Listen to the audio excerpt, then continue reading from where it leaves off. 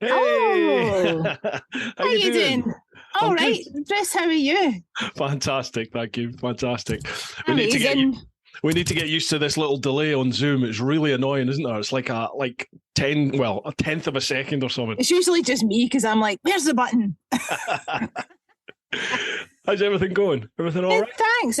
All good. What about you? Aye, not bad, not bad. Just I'm busy at the moment. Not like out and about doing stuff. It's I've got such a huge backlog of content that has to be edited. It's just I don't, like all over the whole lockdown thing. I had the odd trip away, but I didn't want to put out loads of trip footage because you know what I mean. Like a lot of people were locked down and couldn't do it, and I was out there traveling. I thought I'll just not do it. It's not fair on people. Of you. Whereas now I'm like, because we all got back after COVID, didn't we? And it was like all guns blazing. All of a sudden, I've got, just an insane amount of content that I've got to edit. So yeah, I'm locking myself away in my office and just. It looks great, by the way. Your setup's brilliant. Thanks. Yeah, it's getting it. It's very echoey. That's the thing. I see you've got all your sound insulation. I mean, I don't know. It still isn't great. Like, see, for voiceover stuff or whatever, it's not properly done, but it suits for the podcast. It's fine because I'm still doing the podcast like 99% of the time remotely, even though we can do it in person. I think just it's the ease in it of people not having to come to the house or me go to them. Although I'd love to get back out and do it in person again. But I went to do a voiceover for something the other week there, and the sound quality is just not quite there for that kind of thing. But it's fine for the podcast. It's totally fine. It's different, isn't it? Doing a podcast in person than it is like on Zoom, 100%. As you said. It's nice and easy, and you can chat to people on the other side of the world if you want, or different countries. It's nice and easy, but it's not the same, is it? As being no. And I had done I'd only exclusively done them in person up until the pandemic, so it's quite a transition to go online. But I think it's even more so a transition going back. I did one in person. Luckily, I knew the person. They came to the house, and it was dead easy. But it was just different, and I was a bit nervous before it because I was like, oh God, what am I going to be like in person? Aye. Because online I'm just good at doing all the nodding. In person you can't shut me up. And you can't turn up in your pants either, Well, I know, because Robert said to me last night, he was like, so he said something about, and Bruce records it, didn't he? And I was like, oh, so he does, he records the video. Thank you for reminding me of that, because I would have been... Not that I look very glamorous, but I was like, I would have been like a hedge drawn backwards. So, right, I've got the ring light on to hide full influencer. You've gone full influencer mode. I have. Right, I saw you've got a brew on the go. I've got a beer. Slang, cheers to your health. Right, Lisa. Folks, this is Lisa Kennedy. You run the Braw and the Brave podcast. Now, this is all your fault. It's all my fault. This is your fault. Brew Time, my podcast, is your fault, because I'd heard loads of people talking about podcasts. You should do a podcast, and I never knew what a podcast was. I didn't know what it was, and then you contacted me through Robert and said, you've got this podcast. And I was like, oh, what's this? So I went and did your podcast and loved it. It's basically just having a blether, isn't it? Having a chat. It really is. I can't thank you enough. That was such a momentous moment when you said yes. I mean, in our house, it was such a big deal. It was like, oh my God. Because I was like, he's not going to come to our house and do a podcast. He's just not going to do it. And he was like, just ask him. And then, of course, you were like, yeah, totally. I'm coming up. I'll pop by. And you did, and we had such a lovely conversation. It's just moments like that, because that was quite early on in the Braw and the Brave. That would have been 2019, eh? Yeah, I think so. I was trying to think today, was it 18 or 19? Yeah, I think it was 19. That's right, yeah, because I started the podcast in the January of 2019, right. So it was quite early on, and but 3 years on, I'm still amazed when people say yes to come on the podcast. I'm like that, yeah, I'm like that. When you said yes, I was like, what, you want to come and have a chat with me? Right, okay. No, when you asked me, I was like, well, I think you might have seen a post that I put on the other day there. I've been asked a couple of times, just a handful of times, to be on people's podcasts, and I'm always a bit like, me. But then I'm like, remember that people do that to you, and it's nice to reciprocate, because my first instinct was to say no, because I've got nothing to say and I would be a very boring guest. Knowing all the amazing people you've spoken to on your podcast, I was like, why is he asking me? It must be a slow day. But I'm here for the blather. But you've got a story to tell. Like, my podcast is essentially very similar to yours in that, although there's often a motorcycle theme to it, it's not just exclusively about bikes. It's about my slogan of, live your life. It's about people who have got a story to tell and what they've done, and everybody's got a story to tell, don't they? You find that when you chat 100%. To folk. I've said that before. Like, I would literally, anybody could come on my podcast. There's not like a remit. You don't have to tick a box. Like, are you passionate about something? Mm-hmm. I'm happy to talk to you. It's a total honour. Right. So, For people out there who aren't aware of the Braw and the Brave podcast, can you introduce it a little bit and tell us a wee bit about yourself, and then we'll go from there. This is my elevator pitch, is it? This is it. Go. So, the Braw and the Brave is a podcast about people and their passions. You can see that I like alliteration. And it basically is a blether with people from all walks of life with a passion in their life, whether it be their career or whether it be their hobby or whether it be a kind of amalgamation of that. I've spoken to lots of different people, as I say, from all over, particularly Scotland, predominantly Scotland, but far and beyond Scotland, just through the joy that is the internet. Mm-hmm. And we speak about the stuff that they love to do and they make space for in their life. So how did you fall into that then? How did you get in? Because 2019, at the start of 2019, it's still fairly early on in the podcast sort of tsunami, which hit round about lockdown, wasn't it? Like lockdown, totally. And everyone, me included, everybody started doing it. So how did you get into it initially? I just, I love podcasts. So my job, I'm a choreographer and dance teacher, and I'm freelance and I have been for a long time. I've been full-time freelance for about 11 years now. So commuting, all over Scotland to teach, and listening to music, you're just choreographing a dance in your head. So I had to start listening to something else other than music. So I started listening to podcasts as I was driving, and but like a lot of things in my life, they start as hobbies and then they become my job. And that's kind of how dance originated. It was a hobby, obviously, growing up. So I was looking for a hobby. And actually, the podcast wasn't a podcast. It was a blog. To start with, the Braw and the Brave was a written blog. Right. I interviewed a few people that I'd worked with, friends of mine. So my first ever Braw and the Brave anything was my friend Deborah MacArthur, who is a theatre maker and director. We went to a cafe in Coatbridge. I had a wee dictaphone that I got from Argos. We had a lovely chat, and then I kind of typed it up as a magazine article and put it out as a blog. Uh-huh. And I did it like 5 or 6 times, maybe a couple more.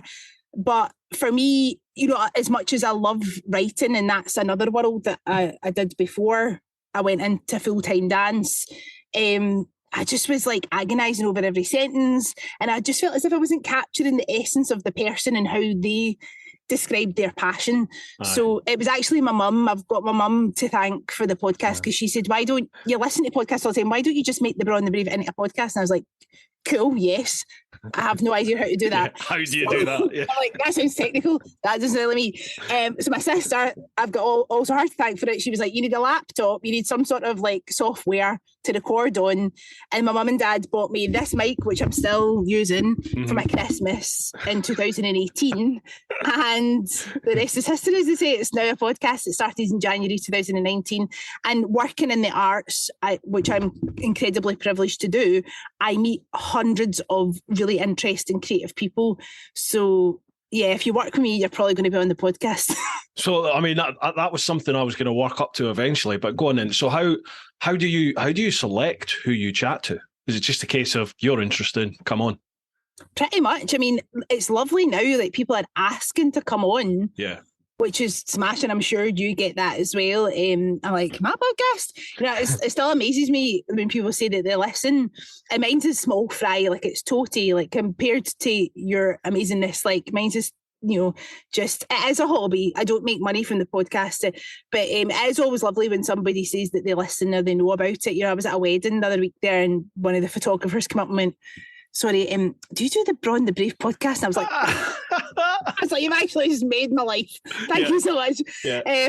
So yeah, it is. I mean, I have to say, a lot of people that have been on the podcast I've worked with, I've had the privilege of working with them. So it could be other choreographers, musical directors. I've had quite a varied career. So I worked full time for a dance company for a number of years, and that was in a really specific realm of Scottish dance. So I have a lot of people from that world that are still. Is that all this stuff jumping over the swords and over stuff? the swords? Yes, yeah. It was my remit to make Kaylee cool.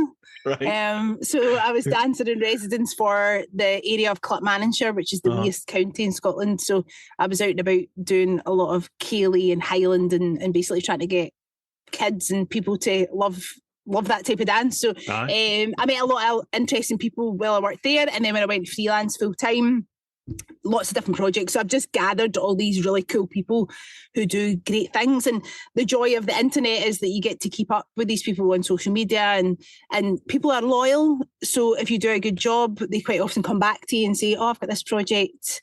So you end up working with the same people, maybe not year in, year out, but I've been really, really lucky to meet a lot of really cool people. And then the joy of having the podcast is like you build up a bit of a repertoire, and then people get to, there's something to show. Here's the thing I made. And then people are like, oh, that looks all right. I could come on that, like yourself. Do you know what I mean? So like you totally took a chance on me, because I had like done a handful of episodes of like, you don't know me, but would you like to come on a podcast, please? Thank you so much. But you like a chat, I like a chat. Match made in heaven, isn't it? No problems. I'm done. I can't remember how long we even chatted for. I can't remember. It was great fun. Really enjoyed it. Loved it. That's kind. No, I loved it. I totally did.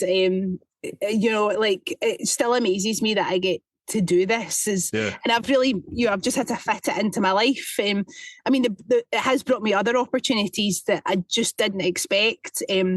But first and foremost, it's something for me. If nobody listens to it, I've still had a nice time chatting to the person. Like I'm not really thinking, and I don't pick people to answer your question. I don't pick people like, oh, they'll get me loads of followers. All that, I'm not interested. Like I'm really not. Like it's amazing. Like if you've got loads of followers and you've built that up, I think that's so cool. That's impressive. But I don't use anybody. I very much am just like, if you would like to come on, and I try and get a bit of a kind of plethora of passion. So I want a bit of dance in there, theatre, but I also want worlds that I know nothing about. It definitely had to be not a performing arts podcast for me. I wanted to just learn about things that I know very little about, including motorbikes. They've generally got 2 wheels, sometimes 3, and they've got an engine. That's about all I know, really. Sometimes they make a noise, sometimes they don't. That's about it.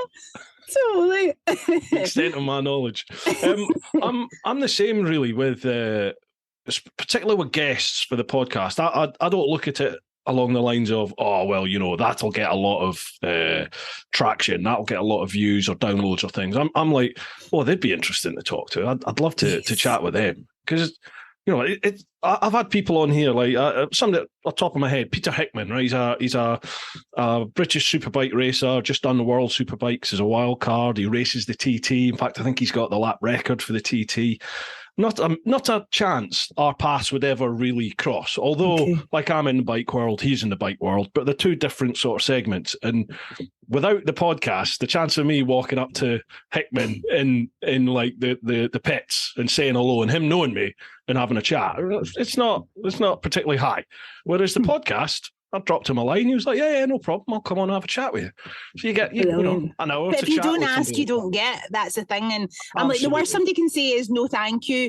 And there'll be a reason. There'll be a legitimate reason. And it's not necessarily that they don't like what you're doing. I mean, a lot of people who I'm like, really, you're that worried or insecure about coming on my podcast? People will say, why are you asking me? I've got nothing to say. And I'm like, kidding on. Like, I know what you've done. I know what you've achieved. I know that you're passionate about something, but it always amazes me when people are like, are you sure you want to, like, are you sure? And I'm like, absolutely, 100%. So, I think if you don't ask, you don't get. And those sometimes when I'm feeling a wee bit gallus, I'll just send that message. I'm like, today's the day, send a message, and then wait to see if they've seen it. Do you know all the western, southwestern Scottish people that are listening are like, yes. Like for me, every time I say fit like the northeast, the Doric, I get loads of Doric folk going, oh, it's braw to hear that. It's brilliant to hear people saying that. Gallus just means like great, good, awesome. It's just what do they call it? A colloquialism. Is that what they call it? Colloquialism, yeah, totally. Although, yeah, I'm all about the Scots words. All about the Scots words. Get them in there. Get using them. You had a young lassie. She was on Twitter. I don't do Twitter anymore, but she was on Twitter, and she really was like trying to bring the Scots dialect back. Yes. What was her name? I forgot her name. Len Penny.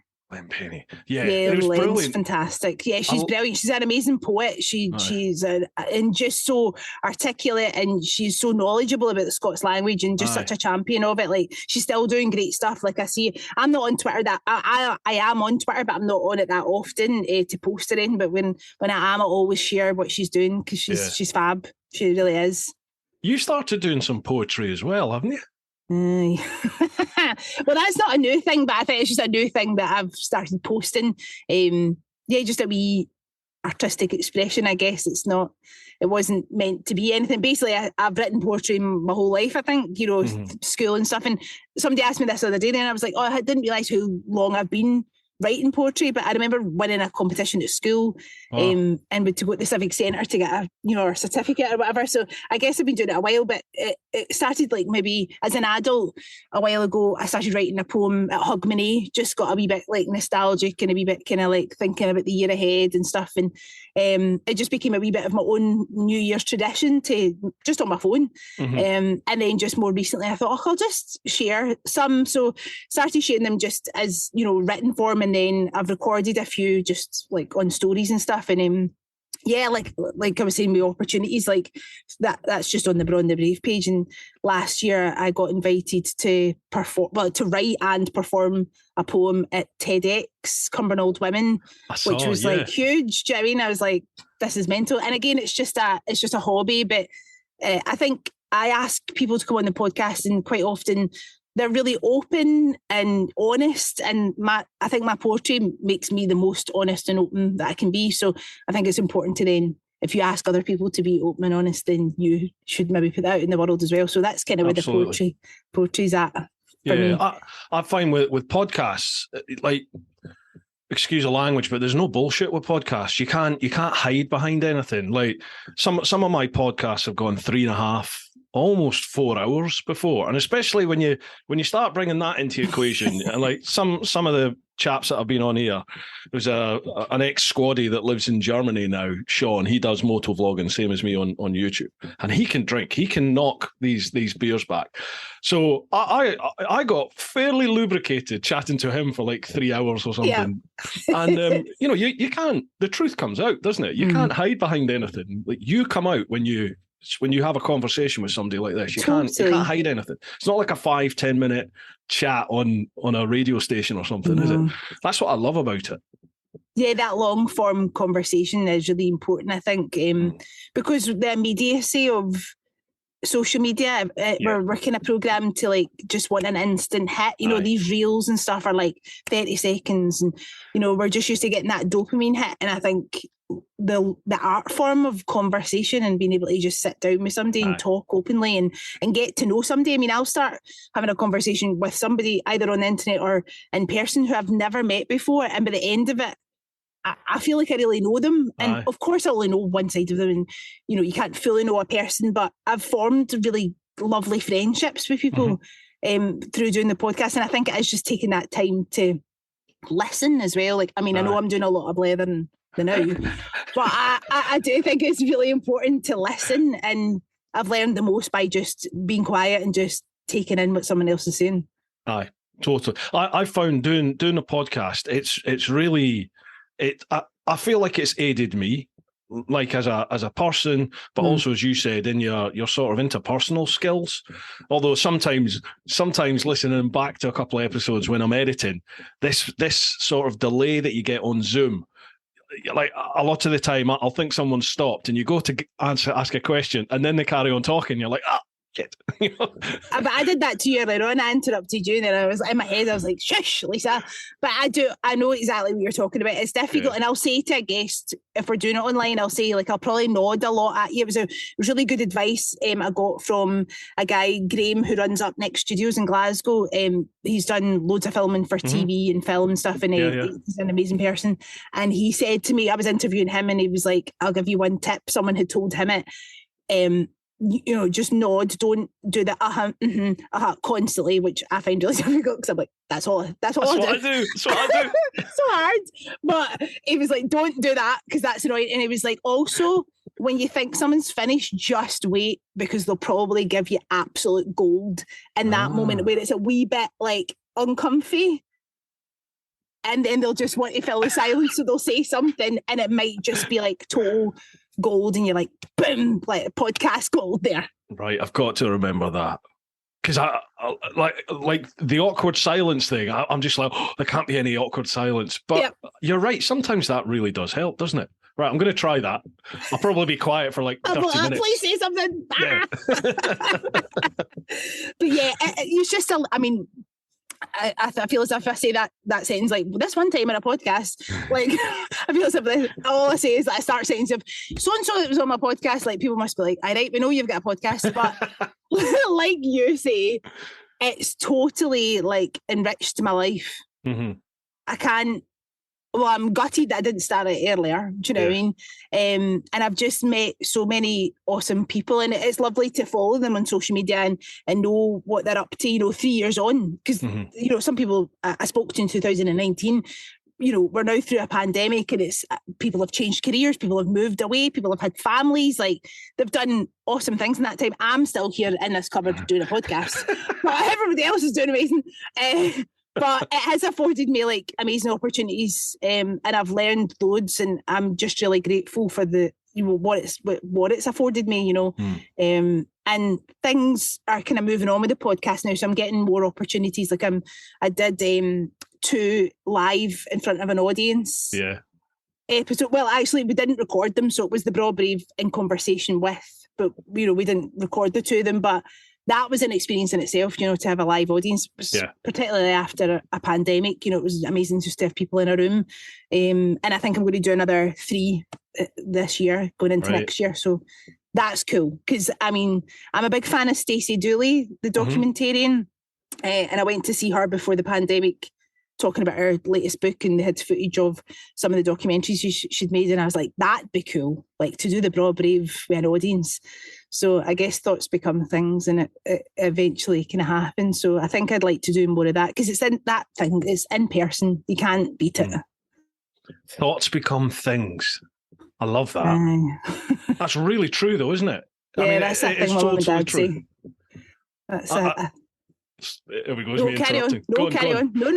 No. It's just a kind of mantra in our family. Yeah. I love that. I had a chap called Lyndon Poskett on here he's quite a famous biker. He's done like the Dakar rally a couple of times. He's a great guy, been around the world, done all sorts. And his thing is, when I had him on the podcast, he was like, the universe listens to you. He's like, he's not sitting there giving it bong bong, all this sort of stuff. He's like, the universe listens, and if you're negative, then you're just going to be surrounded by negativity. He said, you got to be positive. You got to put it out there so that you get accountable to people. I will do this. He says, you've got to think about these things because you can't just put it out there if you've got no intention of doing it. So I'm going to do this, and you've got to be positive about everything. And he said, it'll happen. Just work at it and it'll happen. And he's right. He's totally right. Well, what's the alternative to just be like, this is never going to happen and I'm just going to wallow in that, and I guess, coming from a really privileged position. So I have, all my basic needs are met. I have a roof over my head, I'm safe. So it's gratitude for what you have and the opportunities, but also I think it is about trying to make your own opportunities. And I think I've just learned that through being freelance. When I got made redundant from the job that I had at the Dance Trust, they lost their funding, as a lot of places do in the arts at the time, and they had to close. And it was like, what am I doing now? I'd worked for them for 6 years. I was freelancing in the evenings and stuff, but I was used to working for that dance company and knowing what I'm doing every day. And then it was like, what am I going to do now? And I just had to figure it out. And I decided to go freelance full time. And it was scary. And sometimes it still is, especially through a pandemic. But I think being freelance, you just have to make stuff happen. And, if you do a good job, like I said earlier on, people tend to be really kind and great and ask you back to do things, if you've done a good job. And so I think, just putting good stuff out in the world, trying to be positive, showing your gratitude for the good things that you've got in life, and and hopefully it all works out. Absolutely, yeah, I totally agree. It's a glass half full, glass half empty thing, isn't it? And we all know people on either side of that for sure.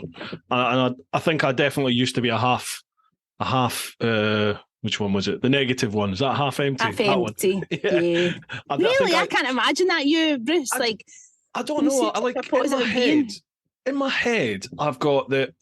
I think in my old job in the old Bill, I think I got very, very insular, and I wasn't very keen to mix with anybody outside of my circle of friends and people that I worked with, because I think just in my old line of work, you know, it's not like the TV. People don't come running up to you going, "Oh, thank God you're here." That just doesn't happen. They come running up to you shouting and screaming, or they're trying to stab you, they're trying to shoot you. There's all sorts going on. It's generally horrible when you get called to something. It's just, you become very defensive, I think. Well, you do. Everybody I know is like that. You do become like that. And you become very skeptical and you don't believe anybody. And then for me, to get out of that world and go traveling, so it's totally the opposite of that world, where you have to be very open. You have to rely on total strangers. You've got to trust total strangers. And it just totally changed my outlook on life. It was the best thing I ever did. And I feel like it really changed me as a person. But like, my wife doesn't think that. She was like, "No, you seem, to me, you just seem the same. But inside, I feel totally different." I guess maybe you become a chameleon in the environment that you're in. Yeah. Do you know what I mean? Like you kind of mold yourself to fit at points in your life, you know. And we grow as well, and we change and we evolve, I guess. But you've obviously always been the kind of person that has the capacity to trust and be open. And like, because some of the stories you told me that, you know, when you were at my house and you were talking about your traveling, and you know, you were saying like, I just pulled up in this petrol station, somebody was like, "Where are you sleeping?" You were like, "I'm sleeping in this tent," and they were like, no, you have to follow me. And you were like, "I just followed them," and I'm like, "What? That's mental." Like, because I mean, as much as I'm a trusting person, like you know, my mum and dad will definitely say that they brought us up to, like, my dad's favourite phrase is "trust nobody," and my dad's such like a warm, open person, but you know, when it comes to these two girls, it's like trust nobody kind of thing. So when you were telling me all that, I was like, oh, my mum and dad would have a fit if I was like following somebody. my dad, if my dad ever hears any stories from the world trip, he still just sits there looking at me like, "You're a dafty. What you did? What? Why did you?" Exactly what you just said. But and if I hear now, I'm back into my old almost way of life. When I hear other people, like youngsters that have come on the podcast and they've just got back from traveling, or you know, people that have just come back from traveling, and they tell these stories, part of my head is like, "Oh, danger," you know. But then I know exactly what it's like on the road. It's great. People are great. And occasionally they're not, and they're the ones that make the news, sadly. But most people are great. Definitely.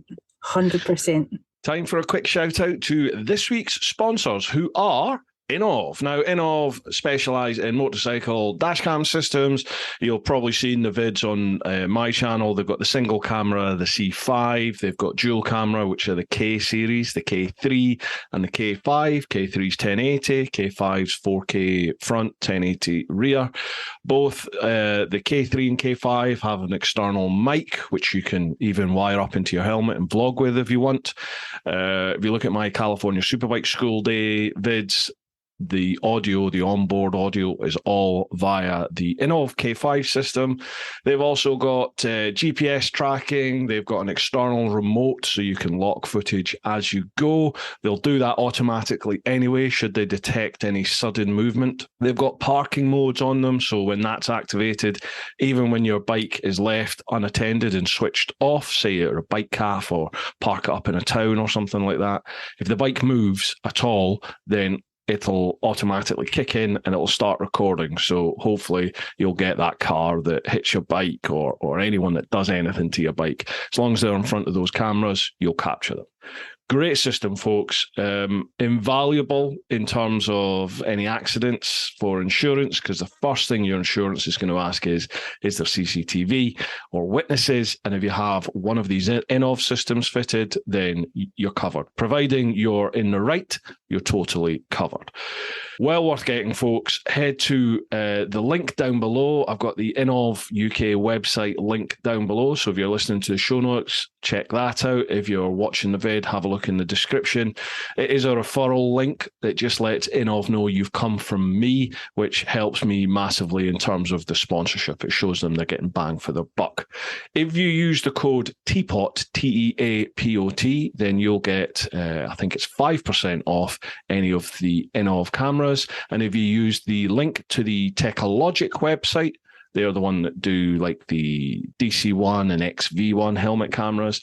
If you use the code TEAPOT, you'll get 5% off them as well. So a huge thank you to In-Of for all their support. We are also sponsored by Ultimate Add-ons. Ultimate Add-ons, they specialize in mobile phone and action camera mounting solutions for bikes, for push bikes, that sort of stuff. They provide dustproof, drop-proof, really rugged cases for your phones, as well as a multitude of different mounting solutions for those phone cases and action cameras. Things like GoPros, DJIs, all that sort of stuff, Insta360s. Great bits of kit, the great bits of kit, folks, even when your phone is inside one of these cases, you can still use the phone, you can still use the cameras, obviously as long as you keep the lens and everything clean. Great things, folks. I have never had any issues with vibration affecting my phone's camera when I use the Ultimate Add-on systems. I use the Helix strap mount. It's basically like a ratchet strap, really easy to fit. I can fit it to almost any bike I've ever taken out for a review. Great bits of kit. If you head to ultimateaddons.com and if you use the code TeapotOne10, so TeapotOne with the number 10 at the end, then you will get 10% off their range. Massive thanks to Ultimate Add-ons. So let's rewind a wee bit then. Okay. The arts. How did you get into the arts then? How did that all happen? Dancing. When I was wee, I went to a local dance school. I idolised my dance teacher. I still think she's just the most amazing person. I don't even think she teaches dance anymore. It's funny, like I totally equate her, totally random thing that I have to tell you. I equate her with Shania Twain. Like She kind of looks like Shania Twain. That glamorous, just effortless talent that she's Shania Twain in my head, because that new documentary that's on Netflix, I was you need to watch it. The Shania Twain documentary, it's very good. Highly recommend. Well, I might have to have a little look at that then. You might have to. Well, so my dance teacher and Shania Twain are one and the same person in my head. So yeah, just loved my dance teacher, loved dancing, seemed to have a kind of natural ability for it, but didn't think it was something I could do professionally. Didn't really just think about it really. Always singing, always dancing, played guitar. My dad plays guitar, so lots of music in our house. And then went to uni to do an English degree, but started dancing professionally. So I was a pro cheerleader for 4 years with the Scottish Rockettes. So we danced for the Rocks basketball team, as well as other we did some rugby and stuff at Murrayfield and Hampden, and had loads of amazing opportunities. So I went to two pro dance conventions, one in LA and one in Miami, which is basically where all the NBA, NFL squads go to learn all the routines for the year. So there was me sandwiched in a dance class with a Miami Dolphin cheerleader and a Laker girl next to me. Sounds like hell, Lisa. Like hell. At the time it felt like it, because I was like, how did I get here? This lassie for Bell's Hill. But it was amazing because, you just up your game and I learned so much in those experiences. So yeah, performing all over, awesome experiences, meeting loads of new people, and just the career kind of expanded from there kind of thing, and just decided to pursue it further. And and then went, not actually that long, went into choreography, which obviously not all dancers want to do.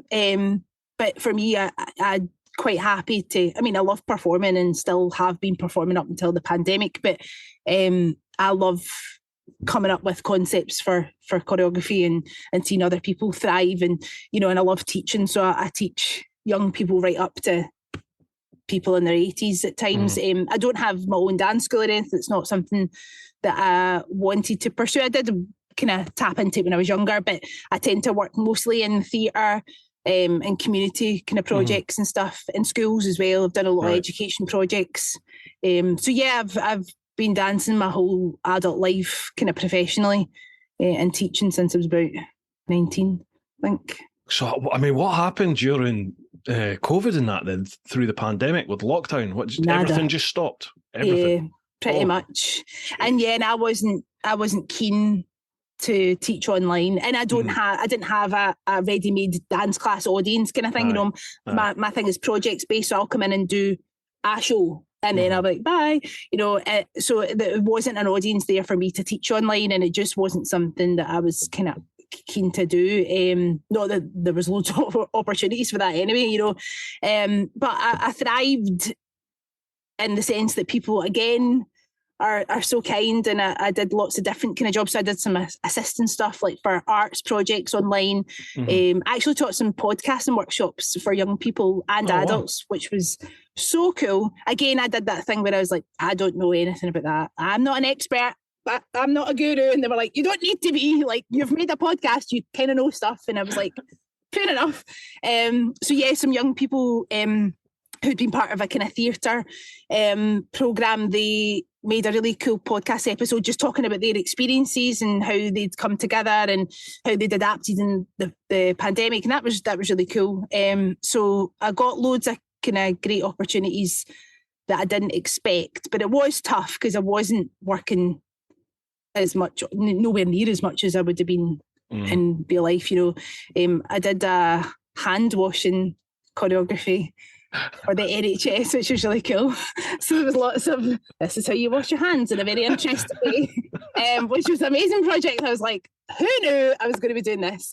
So we had some young people learning how to wash their hands correctly. But yeah, it was tough, but I'm not going to complain because I was in a much comfier position than a lot of people in my kind of world, my peers and stuff. So I will not complain. It was tough, I think, just like for everybody mentally. Someone who's used to working a lot. I like being busy. You know, I don't really, money's not my thing. Like the MD knows me. I'm like, don't like talking about money. I just like my job, and it was just really tough not to do my job, and not to work with my pals. You know, I've got a dance troupe, the Kennedy Cupcakes. We rehearsed every week for 11 years, every Thursday up to that point, and I wasn't seeing the girls every week, and so it was tough. But yeah, I didn't have it difficult compared to excuse me, a lot of other people. So, but yeah, I'm glad to be back in rooms with actual humans now. Now, this is topical. and I appreciate people have been affected horrifically by lockdown and a pandemic, and my heart goes out to anybody that has been. But for a lot of people, it's not brought positives, but it's made them sort of retrospectively look at their life. And I'm one. My wife definitely feels like this. Just about everybody we know has said the same thing. It's sort of made people reevaluate where they were in life, particularly with work. You know, there's a lot of people who were either doing a job and suddenly realised, you know what, that job did nothing for me, really. And I've survived for 2 years doing another job. Okay, it opens up. Or people who were commuting, certainly into London, and now they're 1 day, 2 days a week. They only need to be in. The rest of the time they can work from home. And it's like people are sort of finding their feet with a new balance in their life. Of course. Have you found that yourself? Or now is it a case of straight back, now it's all open, let's get back and get crack at it? Aye, a wee bit. I mean, like, just leading up to like last week. So I was on holiday last week, which was lovely. I got to go abroad, and I hadn't been on holiday since 2019. So it was nice to, because I kind of have to be physically removed from the place to not work. You know, I'm one of these people like checking the emails, and you know, if I was basically to take a week off here, I'd still be like making stuff up in my head, and you know, and sometimes obviously like editing the podcast, although it's not a job, like it's just more working and not just chilling.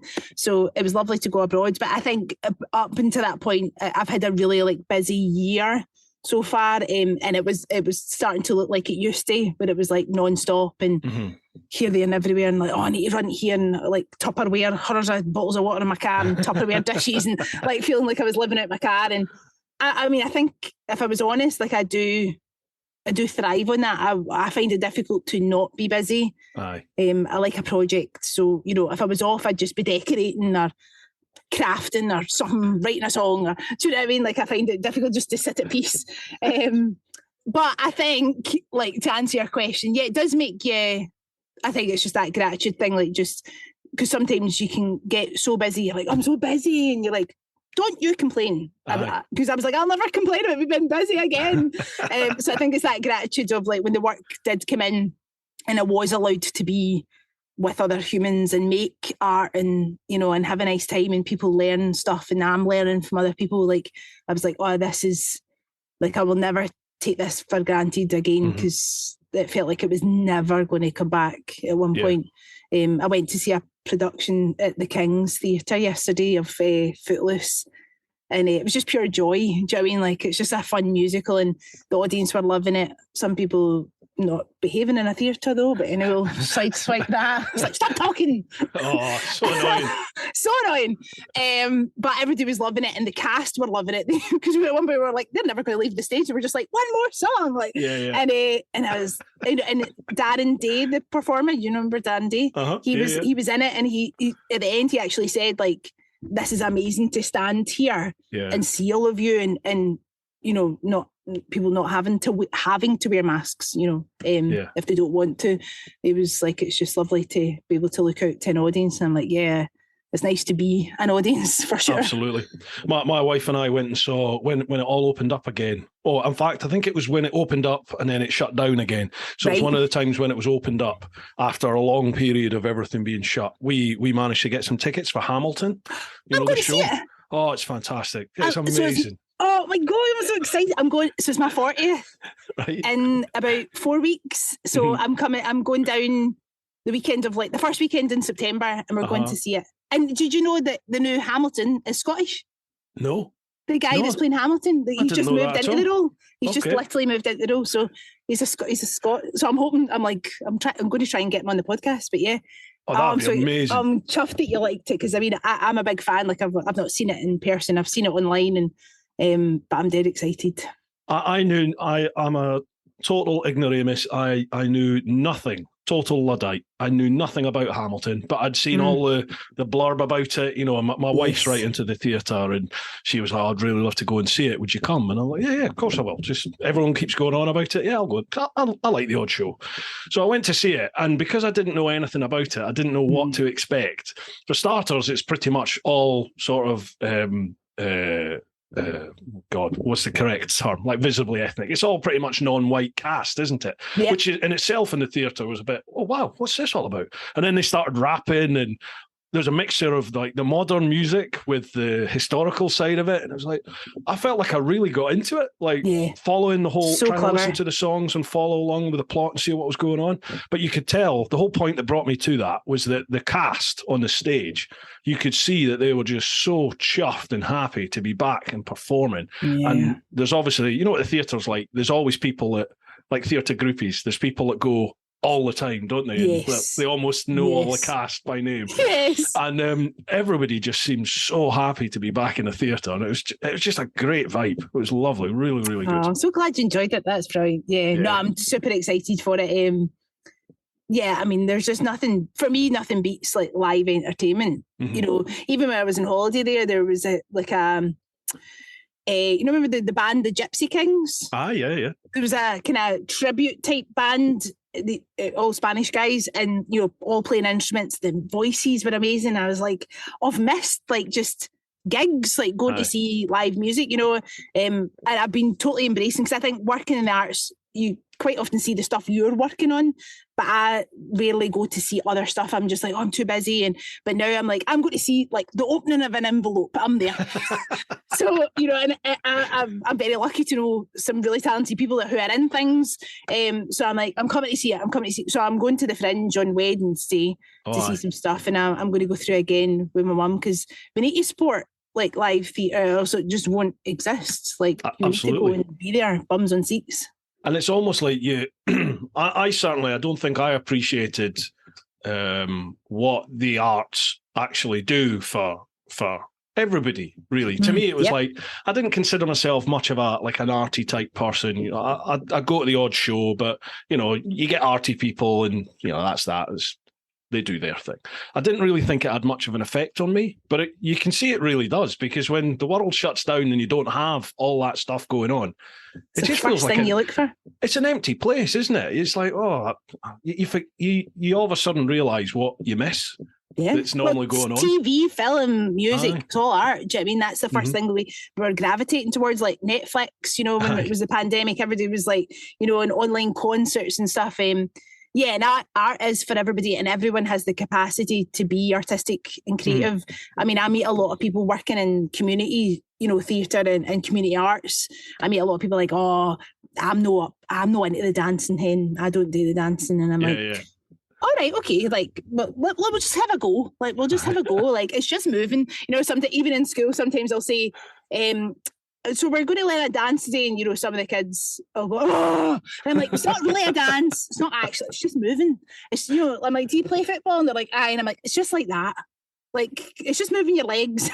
You know, so you've just got to like slightly sell it differently. But I genuinely do believe that everybody's got a capacity to be creative and artistic, and it's just, I'm dead lucky that I've been afforded the opportunity to do it. You know, and my parents and my family have been super supportive, and they're like, all my harebrained ideas, all the stuff that I've come up with and made, and people have just been like, aye, go for it, do it, try it.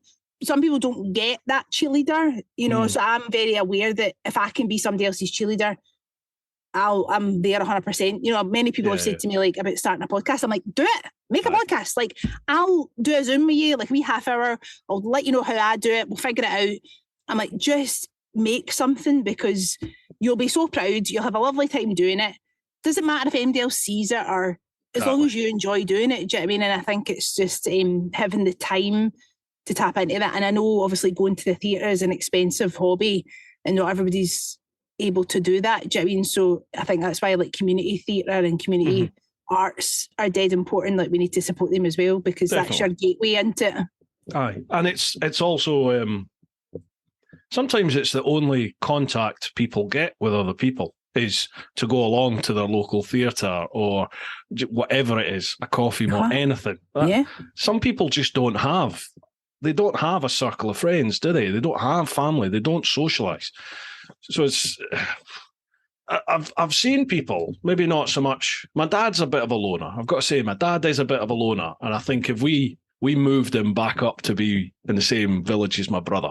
So he used to live down in the south coast of England. Okay. And we moved him back up there because we were like, you know, he's 81 now. And it's like, if you don't push him, he would never socialise with people. He wouldn't go and meet anybody. And he'd say himself, I'm perfectly happy. I'm perfectly happy. Don't worry about me. But he can't be, you know, he would never say that he was unhappy, but he must have been, because now he's up there like 3 minutes round the corner from my brother's house, so my brother can go and sit. They don't flood him by any stretch of the imagination, you know. But you know, once or twice a week he'll pop round. He'll have a Sunday dinner with my brother and his family, and there's other friends of their family that he's now, like older people who he's now friends with. So he started to socialise a little bit, and you can see he's underneath the sort of scowl. He's quite happy now. You can see that. Well, it's nice to have the option, isn't it? Do you know what I mean? Like you say, it's not being in somebody's pocket, but it's just nice to have the option. I mean, I'm not great on my own. Like, I do like company. I'm like, although I think during the pandemic, I just had to learn to like be all right with my own company and just sit still for a while. But, you know, and I think it is important to obviously be comfortable in your own company and your own skin and just your own thoughts. But yeah, for my opinion, like, I just thrive on interactions with other people. whether it be friends or strangers kind of thing. And I think with my job as well, I have to be the most confident person in the room a lot of the time, even when I'm not. You know, you walk into a room and you're like, lots of people here are like, they maybe didn't choose to be there, you know, or they didn't choose this activity for whatever reason. They might be there because they were wanting to sing, but now they're being asked to dance and act at the same time. Or, you know, it's young people and they're like, that we were just told to be here. So I have to be the person that G's you up, that makes you feel that you can do this. Yes. And I don't know MD, and this is a new space. I've never been in this room before, and I don't know MD, but I've got to be that person. But I've just seen the joy of interactions and what they can bring. I mean, I'm part of a choreograph for an amateur club in Airdrie and Coatbridge. They put on productions every year, like full-scale productions, like proper professional production size. And I started with them really early on in my kind of choreography career, and they're like a family. Yeah. You know, these people come along, teachers, police officers, people that work in coffee shops, all walks of life, all ages. And it's like a proper family to them, and they put on productions together. And for that couple of hours, the rest of the world goes away, and they're in Annie Get Your Gun or Rock of Ages or whatever show we're doing. Do you know what I mean? And they become somebody else, and they have loads of fun, and they can play. I think adults don't play enough. Like, we need to, I've just not stopped playing at shops. Like, I started playing at shops when I was wee, and I've just not stopped. Me again, folks. Just another shout out for this week's sponsors, who are the Influencer Store. The Influencer Store helps you build your brand big or small, providing you with a solution and apparel. We help you to increase your fan base while supporting you with starting your own influencer clothing line with nothing more than just an idea or design, and there are no hidden costs. For more info, come check us out at theinfluencerstore.co.uk or drop us an email at online@influencerstore.co.uk for more information. And now, if you've got any of my merch over at TeapotOne.com, all of that is handed by Roger and Charlotte over at the Influencer Store. It's really good quality. It's British made. That's why I've gone with them. So a huge thanks to the Influencer Store. Lastly, folks, this is just one from me. It's a massive shout out to each and every one of you who's listened to the podcast, each and every one of you that watches the vids, both here and across on the main TeapotOne channel. Thank you very much for all your support. Thank you very much for engaging in the comments, liking and sharing the social media stuff, liking and sharing the vids. Sharing vids is a huge thing. Really is. You've got no idea how much that helps. You bump you up in the algorithm. So if you enjoy what you watch, what you listen to, share it amongst all your mates. And thank you very much. For all those of you over in the clan on Patreon, not much I can say except, a heartfelt thank you. You folks go that extra mile, and I really do appreciate it. I couldn't do this without your support. If you fancy checking that out, head to patreon.com/TeapotOne. Okay then. Let's get back to the chat. Play at shops. play at shop. I think you're totally right there. I caught on something that you said right at the start about how you need company, or you need to be active. You need stuff going on round about you. And I was thinking to myself, do you know, I like that, but I think I've got a bit of my dad in me, and that I'm perfectly happy to just be. But obviously, I did my trip solo, and yes, so I'm perfectly happy in my own space. And sometimes my wife will tell you, I'm just like, just leave me. I just want to be on my own for a bit. That's healthy. I wasn't saying that I was the right way to do things. That sounds really healthy. I think you've got it down to a T. Well, the thing is, like in my day-to-day working life, this is my world most of the time. This little office here, and I'm generally, the lights aren't on, so I'm in the dark and I'm sat and I'm editing 12, 15 hours a day. Just boom, edit away. But then I have the flip side of that, where, through my community that follow Teapot, I can go and meet people, and we can go away and, for weekends away, I'll do a ride out and meet somebody for a cup of tea somewhere and have a chat. So you get the whole social side of it. So it's almost like I get the best of both worlds, really. But you've curated that. It's amazing what you've literally made that happen. That's, you had this other world that you're a part of, this other career, and you've went after something that you're passionate about, and you've made that your life. And it's so inspiring. It's amazing what you've been able to achieve. You've done exactly the same. You're doing exactly the same with your life, aren't you? Just playing at shops, Bruce. Just playing at shops. Just playing at shops. But like I get people. I do have people saying, "Oh, well, we can't all do it. Something that we love," and I don't say it to people, but I should. I should turn around to them and go, "Well, why don't you? It's not easy, is it? It's not easy to do what you want to do.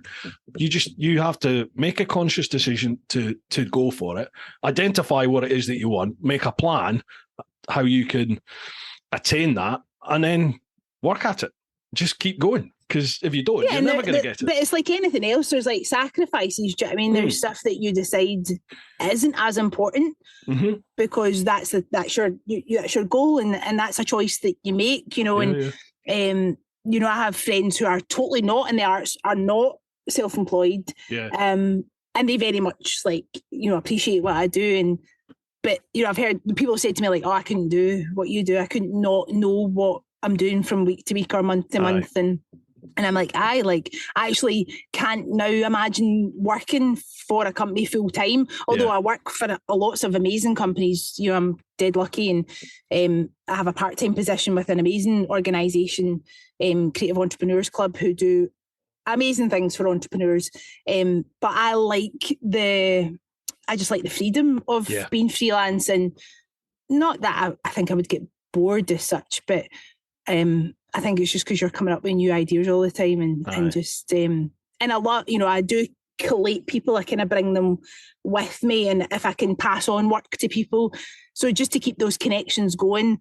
I'm like, I'll just be your pal. Like, I'll still be here once the job's finished. I'm not good at things ending. That's the only thing. Like, I've not been, since I was a kid, Mum said, "Oh, you used to really get upset when things finished." You don't like goodbyes? No, see family weddings and all that. I used to cry and all that and get really upset. Like dancing shows, every dancing show every year, I was like distraught. Mum's like, "You'll have another show next year. Like, you're going back to dancing next week." I don't like things ending. I'm not great at that. You've built a really nice little network up, haven't you? Because you do these periodical sort of meetups on Zoom with lots of different people that have been on your podcast. I've done one or two of them, and it's a fantastic networking tool, isn't it? Because as you said, you meet people from lots of different sectors in life, both in a business sense and in a social sense. It's a really nice little sort of, I'm going to say, I'll be corny, nice little family that you're growing up there. No, that's not corny, and thank you for saying that. I will admit I haven't done them this year, so that was something that I was doing. I'd kind of started during the pandemic. Again, I just kept talking to people, and I felt like I was being quite selfish by keeping them to myself, because I was like, I just spoke to Bruce Smart. He's amazing. You should totally know this better. How do you not know this better? Do you know what I mean? So I felt as if, or people on the podcast did know each other. I'm like, "Oh, you know so-and-so because you worked on that," or blah, blah, and not all arts related, do you know what I mean? But people would know each other, and I'm like, "You should meet so-and-so." So it kind of came out of the pandemic, obviously. And also just that I think you should all meet. And I mean, the dream is to actually have a Braw Brave meet up in real life. I can see it now. I've got the room, there's live music from all the amazing musicians that I've had. That's the dream. I'd love to run a Braw Brave event kind of thing and have live talks and stuff. A festival. A Braw Brave festival. There you go. Then you would get a badge saying I'm a Braw bag. Braw bag. Planned it all. Brilliant. It's in the planning. But yeah, again, I think just it kind of dwindled a wee bit in terms of numbers, although it was never about how many people came. I mean, sometimes it was just a couple of times it was just me and a lovely man, Alistair Hutton, who was the voice of the Edinburgh Tattoo. Yes. He was on the one I did, I think, or at least one of the ones I've done, yeah. Alistair is just an absolute dream, and he is a man that has done many incredible things in his life. Iconic voice. He's just, I'm like, he could just say anything. Yeah. He's written children's books, he's travelled the world, he was a paratrooper, he's done amazing things, and he's the kindest person. He's lovely, but sometimes it was just me and Alistair, and it was lovely. So it was never about how many people I could get in the Zoom room, but I think just because the pandemic obviously was wavering and people were going back to work and people were sick of being online, they just went turning up as often kind of thing, month to month, and then I just got busy with work. So but it is something recently that I thought, it'd be nice to do just a one-off and see who would pop in kind of thing. Aye, because you just it's nice to catch up with people and see what they're up to, because you only get the highlights reel, obviously, on social media kind of thing. This is it. You only get the best bits normally, don't you? So I would like to do a kind of in-person thing. I did kind of hope that I would kind of be able to manage it this year, but maybe next year. It's one for next year. Right, I've just seen the time. That's nearly an hour we've been blethering for. I know, I'm a blether. We've got a couple of questions over on Patreon. Have you got time to? Of course to do I do. a couple Yeah, questions? absolutely. Right, I'm just opening this door because it's like hotter than the sun in here. Oh, this office gets so hot. I know. My laptop's going to overheat. Well, do you remember when it was it hit 40 degrees down here, or 41 it hit down here? I did a podcast that night and I had to have the window open, and I've got a little fan on there as well, which is normally really quiet so you don't get the hum. Yes. I had that blaring with the lights on as well, with these studio lights. I think it said something like 48 on the thermometer. It was insane. And my camera gave up halfway through. The GoPro just overheated, and I had to use like the crappy desk webcam thing that I had. Malfunctioning. Jeez, oh, see these great lengths you go to do a podcast, I'll tell you. Suffer for our art, don't we? Right, we'll pop across to the clan over on Patreon. So it's patreon.com/TeapotOne. First one, Lee Vigor. How you doing, Lee? Hope you're both well. A question for both. Who's the best guest you have ever had and why? Oh, I don't pre-read these questions, I swear. It's up to you if you want to answer that or not. It's a difficult one. It is a difficult one. I think a lot of people have asked me that over the years, over the last 3 years. Everybody has brought something totally unique and something that has always surprised me, even when I thought, I know how this is going to go. Nah, every time. Including yourself, but I guess one that stands out. So I'll turn it on. I'm being a bit like doing that thing that they do in the telly, like squirming around the question. So I genuinely don't have a favourite, but one that sticks out because other people have said that was great was the one that I did with my dad. Oh wow! Because that was, well, first of all, I don't think he was really up for it, but because he's my dad, he said yes. And then I could just see like the dread.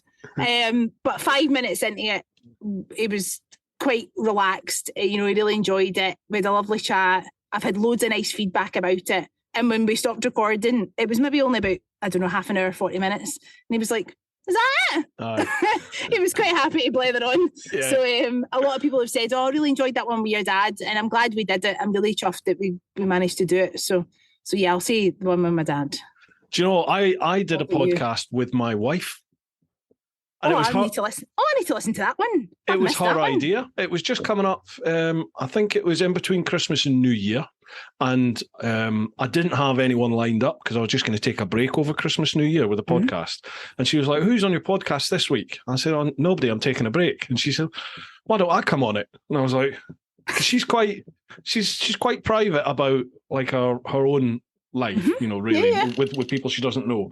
So I was like, really, you'd come on? So she came on, and it was great. We had a great time because people, like my format, people can leave questions, and obviously people get a bit brave in questions, don't they? So and they like to watch you squirm. So some of the questions were quite probing, and it was nice to sit there. I learned things about my wife that I didn't really know, to be honest. So it was like couples therapy.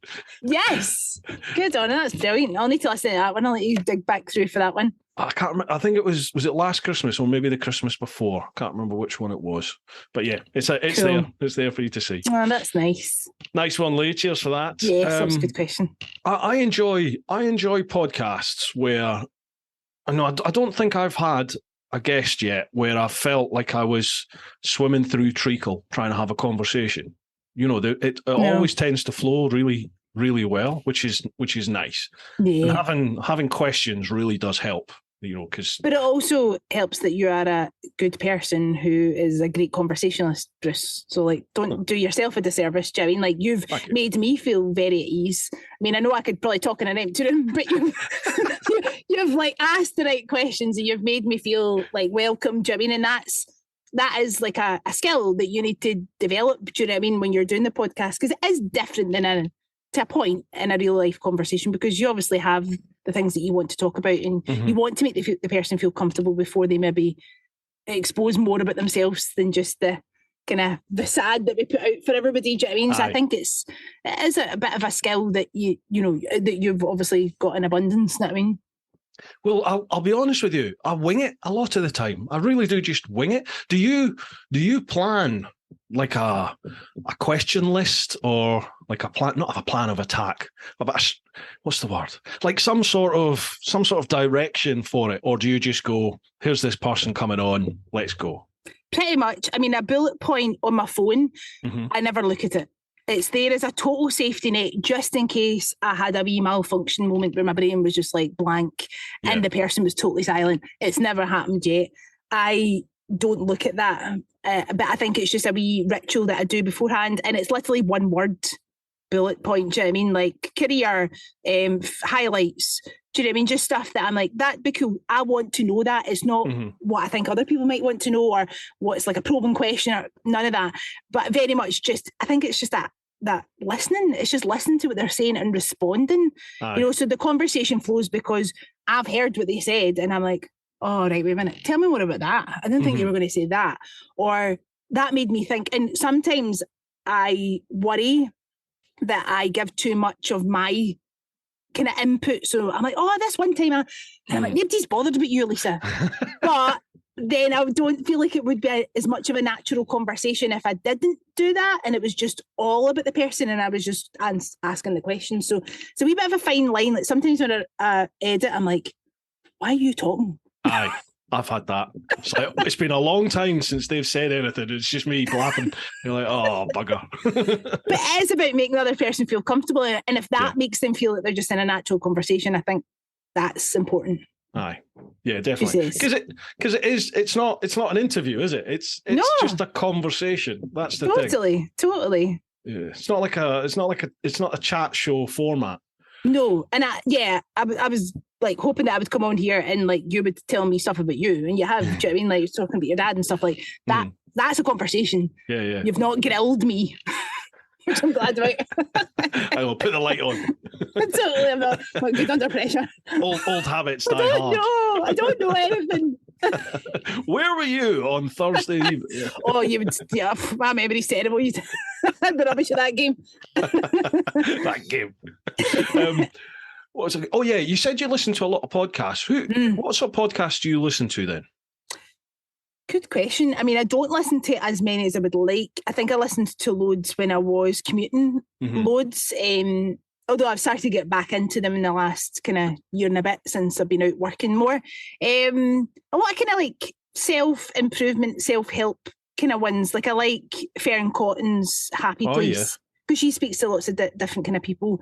I like Putting It Together, which is a Scottish theatre podcast by a guy, Brian O'Sullivan, who's been on The Braw and the Brave.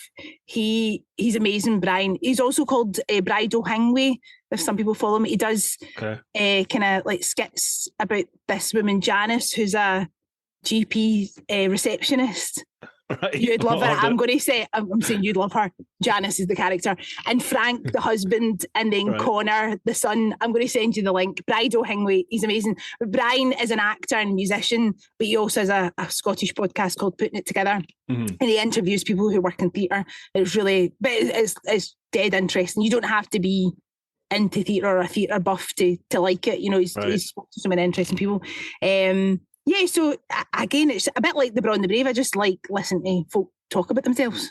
Aye, there's some cracking ones out there, isn't there? Like I tend to listen to a lot of American ones. Really, they were the first ones. Like Joe Rogan's, obviously. I think after you, I think Joe Rogan was probably the first one I listened to, just because people are like, oh, podcast, you got to listen to Joe Rogan, and then from that I've listened to is it Two Bears? Oh, right. Okay, I don't know that one. Yeah, it's oh God, what's the names? Jeez, I forgot. I listened to this. I know. I was just like you were talking there. I thought I'm just going to quickly go into my playlist. Sometimes I just hit and I'm like, I don't even know what I'm listening to. So Two Bears, One Cave. That's one I listen to. Cool, that's brilliant. It's funny. It's just a couple of comedians chasing a racing. That's a motorcycle based one. I've had them on, Chrissy Rouse and Dom Herbertson. I've had them on my podcast, and I like their stuff. They're doing really well. Their podcast that's cool. literally in the last year or so, it's just flown. I think they get like 500,000 downloads a month. Oh, it's crazy. It's crazy. That's mad. Yeah, I know. I know there's loads. I mean, there's some cracking podcasts like in Scotland. There's some people doing some seriously great stuff. A girl I know, Heather, she started a podcast during the pandemic. And it's called Women Who Fail, and she gets women to come on and talk about their failures, which I'm always just like, that's amazing. These people are like heroes coming on and talking about the things that they think they deem to be failures. Of course, like in my eyes, you know, and anybody listening would be like, that's not a failure. You're an amazing person. But so yeah, I find it just dead inspiring to listen to people and just being open and honest about what, you know, their lives and or what they're up to. Also like How to Fail by Elizabeth Day. She's an author, and she's some cracking guests on talking about their failures. Have you heard of the High Performance podcast? You heard that one? That is really good. British one, and it's really good. It's like I need to get back into more podcasts. Excuse me, I'll have a quick look at, just so I get the names right. Sorry, it is. Where are we? Jake Humphrey. So he's BT Sports. He's a BT Sport anchor and BBC lead presenter, and Damien Hughes. They're really good. They get all sorts of like high performing people on. A lot of sports people, obviously, because of their connections. But you'll get people on, say like Gary Lineker. They'll come on and they really delve deep into them and what they've done. So it's not like the chat show stuff. It's they really do delve deep with it. And the people, fair play to them, they open up and, you know, they start talking about all sorts of things. It's really good, really good. I think it's just nice when you can kind of like connect with somebody and realise that we're all the same in a lot of ways. Like we've all got the same hang-ups and the same things that happen to, no matter how famous we are or how successful we are deemed. Do you know what I mean? Like people are just people, and you know, highs and lows happen to everybody. So I think I really appreciate that kind of open and honesty kind of thing. And like you said earlier on, the long formness of a podcast, you can get into it. Aye. I think what I take away a lot of the time from a lot of these podcasts is, you know, these successful people, saying that, successful people that they chat to, when you listen to their backstory and their lives and just them talking, you can start seeing that the difference between like them, what makes them and normal people is that incessant drive where they just keep going, they fail, but they keep going, they pick themselves up and they just keep going. And I find it quite inspiring to hear those sort of stories, because you're like, well, do you know what? If you can do it, then let's go for it. Let's keep going. See how we go. So I mean, I listen to these things on, and I'm like, I've achieved nothing. I need to get my move on. You know, you listen to people like sometimes when I see other choreographers working, I'm like, oh, you need to get your act together, Lisa. Since a wee kick up the bum, sometimes a wee kick up the bahookie that I need. But then you also sit back and think about what you have achieved, and you know, like you've got through 2 years of a pandemic being self-employed. That's if you're not like a brickie or a plumber or an electrician, that's blooming good work to have got through the last 2 years, because it's been tough. It has been, yeah. I mean, I just I think it's just like looking forward. What's next? I'm a wee bit. I mean, I like to live in the moment. I like to be present as much as I can, because not looking too far ahead. Do you know what I mean? But yeah, I'm like, what's next? What's happening next? Because I don't like celebrating. Because I don't like things ending, Bruce. So I have to move on. Move on to the next good thing. Don't dwell on a thing ending. Well, all good things do have to come to an end, but we've got one more question. Okay, I won't cry. Stuart Bailey, given a choice, do you take the red pill or the blue pill? Also, what criteria do you apply when selecting people for interview? Well, we've covered that one, haven't we? That selecting people side for interview. note. But Yes. red pill or blue pill? Wow. That's left field. I did not expect that question. It is. Yeah, some of them are a bit like that. So, I mean, red pill, blue pill, that's Matrix, isn't it? But you can read into that right? Okay. what you want. You go first. Then I'll go with your answer. Right. It depends what you take the red pill and the blue pill to be, doesn't it? It's like, Okay, decision making in life. Do you go for the safe option, or do you go for this could turn out well, but it could be a total cluster? So I think for me, I used to be the one that would go the safe option, and now I would rather take a chance, and then if it doesn't work out, I'll adapt and overcome it, hopefully, and just keep working. I think that's more the person I am now, whereas before it was play the company man, safe, solid. Let's go that way. I really admire that you recognise that in yourself first and foremost, that you've had that kind of transition and that you are somebody who just goes for it and then not worries about it later, but it's very much just like, let's do it. Because I don't think of myself as that. And I think people listening to this podcast be like, well, she's just said that she's... Do you know what I mean? I'm like, no, I am like risk averse. Oh, I'm surprised. I can't even do a forward roll, Bruce. Like, I'm such a like as a dancer. I'm like, oh, don't put me upside down. No, and I'd like to be braver. I mean, it's a pure like the Braw and the Brave. I think that's why I thrive off other people, because when I have these conversations, I'm like, maybe you could. I really get inspired by other people because I'm like, you, Lisa, I've played it safe for far too long. Okay, I'm self-employed, but I'm not saving lives. Do you know what I mean? Like I'm lucky to do what I do, and I do work hard, and obviously I have a skill set. Like I'm not just making it up. Do you know what I mean? Like, but there's still lots to learn. Do you know what I mean? Like 11 years of being freelance, there's still lots to learn. I would like to be braver. I'd like to take more risks. I just don't. I'm always a bit, oh, what if that happens? And what if that happens? And yeah, I'm not a wee bit. I'm a big bit of a worrier. I think you are a risk taker, but you just don't. You don't realize it. You don't appreciate it. You totally are. Like everything you just said is somebody that played it safe wouldn't have led the life that you've led up to now and the things that you've done. Maybe there's more that you wanted, but you feel like I don't know, you've withdrawn. Not withdrawn's the wrong word. Do you know what I mean? Like you could have cast your net wider, but you didn't. Yeah. You sort of directed it more, but you still cast that net. You're still gone for it. Thank you.